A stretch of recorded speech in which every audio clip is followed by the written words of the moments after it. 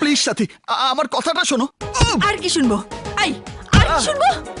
নুপুরের আওয়াজ শুনে মনটাকে পুলকিত করেছে, বুকিং দিয়েছে, 1/2% বিয়ে করেছে, 1/2% আদর দিতে চেয়েছে। সত্যি করে বলো তো, এটা কোন ধরনের প্রেম? One sided.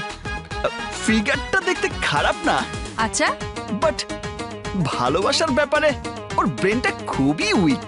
বাট তুমি তো ভেরি স্ট্রং। আমি না, আমি রাজা বাবুর এই ফটাফট ক্রিকেট টিম তৈরি করার পাওয়ারটা আর কতজনকে দেখাবে? এরপর তোমাকে ওর সাথে দেখলে একেবারে খুন করে ফেলবো। আবার বলে ফিগারটা খারাপ না।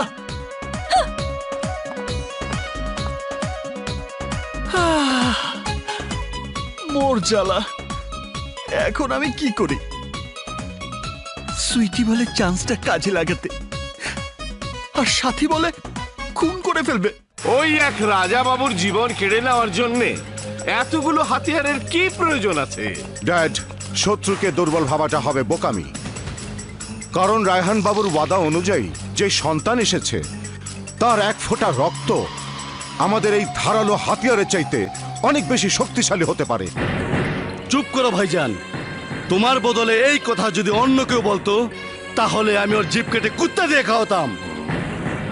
এই চেয়ারম্যান, বলুন সাহেব। ক্ষমতার লড়াইয়ের বার্তা ওই সৈয়দ বাড়িতে পৌঁছে দাও, কারণ ওর রক্ত চুষে নেওয়ার জন্য এই মাটি হাহাকার করছে। আসসালামু আলাইকুম।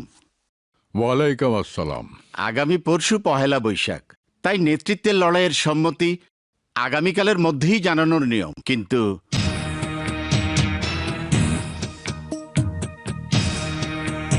রাজা বাবু,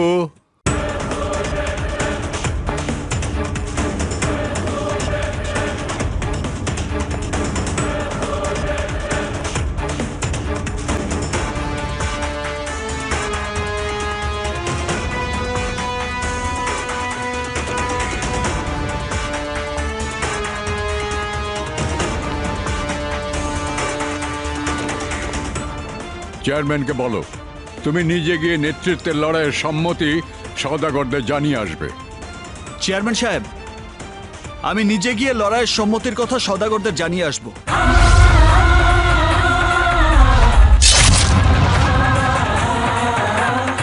আল্লাহ আপনার মঙ্গল করুক। আপনি দীর্ঘজীবী হন রাজা বাবু। আসসালামু আলাইকুম। ওয়ালাইকুম আসসালাম।